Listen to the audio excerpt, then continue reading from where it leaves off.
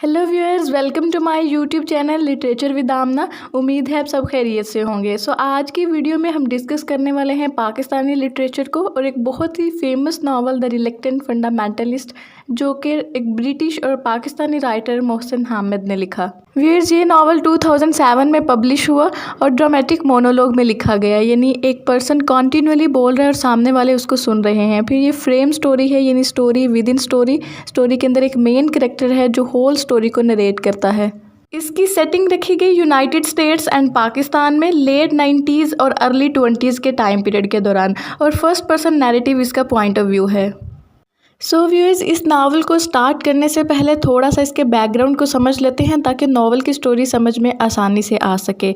ये नावल 9/11 के अटैक पर बेस्ड है। 11 सितंबर 2001 में अमेरिका पर एक अटैक हुआ और ये अटैक अमेरिका के एक शहर न्यूयॉर्क के अंदर वर्ल्ड ट्रेड सेंटर में ट्विन्स टावर पर किया गया था, और इस हमले में तकरीबन 3000 लोग मारे गए और ट्विन्स टावर को भी तबाह कर दिया गया।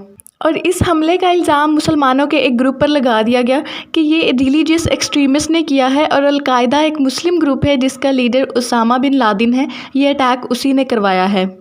और फिर अमेरिका ने इसका रिस्पॉन्ड वार ऑन टेरर के ज़रिए किया, यानी बहुत सारे अमेरिकन सोल्जर्स अफ़गानिस्तान में घुस गए, वहाँ पर अटैक किया और मुसलमानों को मार डाला। इस हमले के बाद पूरी दुनिया की तारीख चेंज हो गई और अब मुसलमानों को टेररिस्ट समझा जाने लगा। व्यूअर्स, अब नावल स्टार्ट करते हैं। The reluctant fundamentalist. फंडामेंटलिस्ट मतलब बुनियाद परस्त, यानी ऐसा जो अपने बिलीव पर बहुत स्ट्रिक्ट होता है, और रिलक्टेंट मतलब अनविलिंग, बेचैन सा। टाइटल सिग्निफाई करता है कि करेक्टर बहुत कंफ्यूज है, उसे समझ नहीं आती वो कैसे रिएक्ट करे, यानी रिलीजियस हो या कैपिटलिस्ट। कहानी स्टार्ट होती है पाकिस्तान के शहर लाहौर से, जहां अनारकली बाज़ार में नावल का प्रोटैगोनिस्ट और नरेटर यानी चंगेज़ घूम रहा होता है और एक स्ट्रेंजर से मिलता है।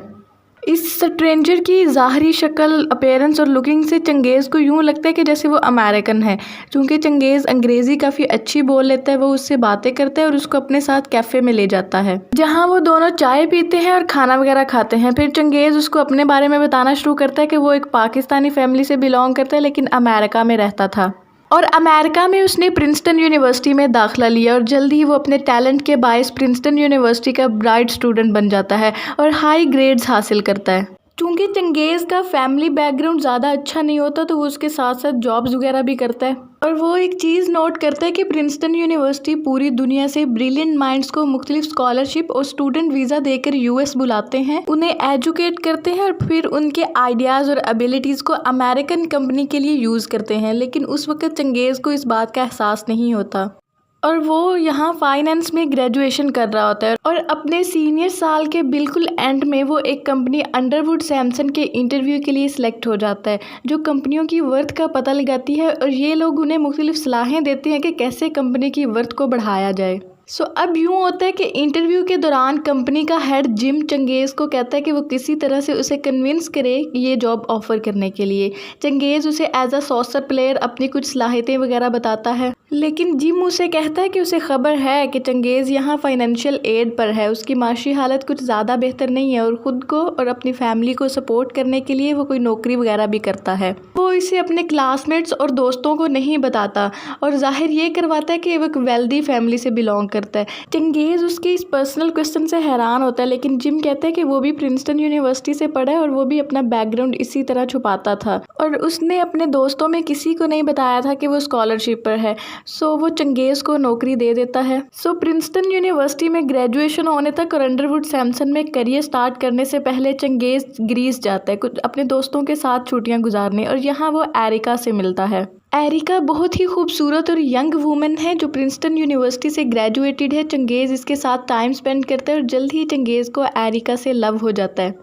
न्यूयॉर्क वापस आकर चंगेज़ अंडरवुड सैमसन से अपने करियर का आगाज़ करता है और एक न्यू ट्रेनी वेन राइट से भी दोस्ती कर लेता है। चंगेज़ की काबिलियत और टैलेंट की वजह से इसके सारे साथी और सुपरवाइजर्स इसकी तारीफ़ करते हैं। एरिका भी इसी सिटी यानी न्यूयॉर्क में रहती है और वो अपना ज़्यादातर टाइम एरिका के साथ ही स्पेंड करता है। और वो उसे पार्टीज़ और डिनर्स वगैरह पे भी इनवाइट करती है। लेकिन चंगेज़ एक बात नोट करता है कि एरिका सब लोगों में भी अकेली अकेली रहती है। तो चंगेज़ के पूछने पर वो बताती है कि उसका बॉयफ्रेंड और बचपन का दोस्त जिसका नाम क्रिस था, उसकी पिछले साल डेथ हो गई और अब वो उसकी यादों में हर वक्त खोई रहती है, उसे बुला नहीं सकती और उसके अलावा किसी और के बारे में भी नहीं सोचती। और फिर 9/11 के अटैक्स होते हैं। मनीला में काम करते हुए चंगेज़ 11 सितंबर 2001 को ट्विन टावर्स की खबर सुनता है और ऑब्जर्व करता है कि कैसे पावरफुल और एरोगेंट अमेरिका घुटनों के बल गिर गया है। चंगेज़ को इस बात का ज़रा भी दुख नहीं होता, बल्कि वो खुशी महसूस करता है। उसके बाद न्यूयॉर्क वापसी की फ़्लाइट पर उसे एयरपोर्ट रोक लिया जाता है और उसके साथ थोड़ा अजीब सलूक किया जाता है। उसकी पूरी तरह से चेकिंग की जाती है। तो वो न्यूयॉर्क सिटी और अंडरवुड सैमसन में दिन ब दिन बढ़ती हुई रेसिज्म को नोट करता है कि कैसे अब अमेरिका अग्रेसिवली पैट्रियोटिक हो गया और वो देखता है कि सिटी में मुस्लिम्स और पाकिस्तानीज़ पर तशद्दुद किया जाने लगा है और अमेरिका ने अफ़गानिस्तान पर भी अटैक्स करना शुरू कर दिए हैं।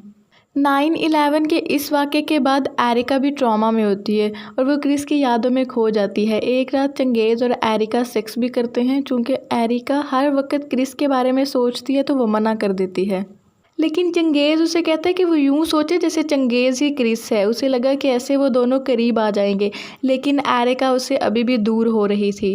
चंगेज़ 9/11 के बाद एक गैर मुल्की तौर पर न्यूयॉर्क और यूएस में बढ़ती हुई बेचैनी को महसूस करता है और फिर वो अपने वतन वापस यानी पाकिस्तान आ जाता है।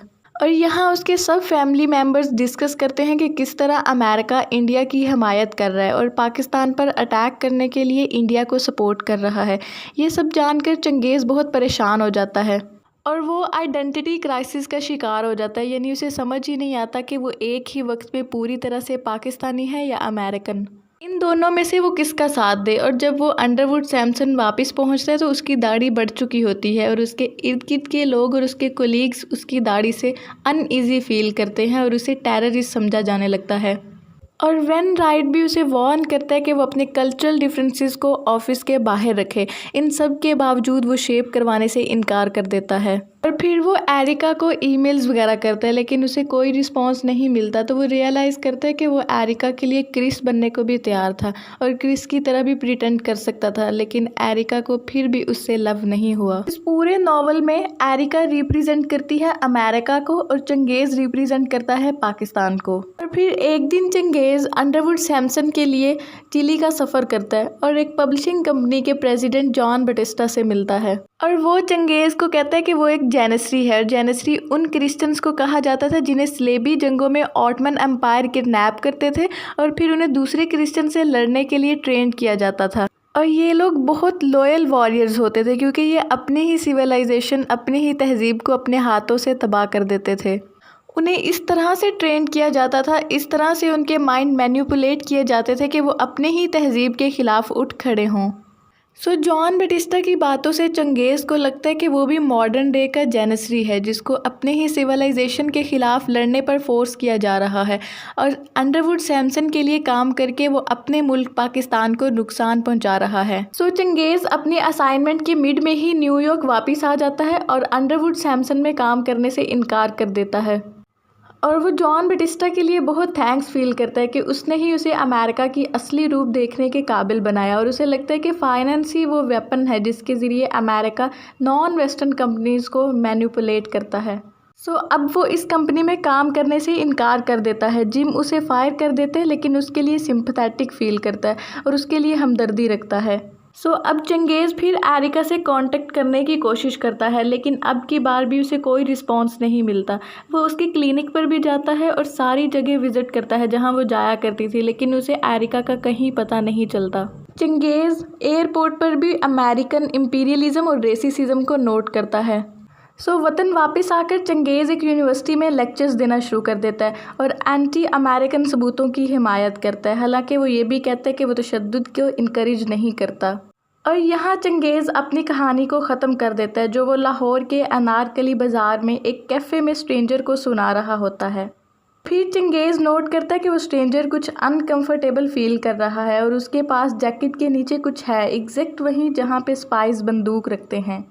और वेटर जो उन्हें खाना वगैरह पेश करता है कुछ अनईजी फील करता है, लेकिन चंगेज़ उसे एश्योर करवाता है कि कोई ख़तरे की बात नहीं।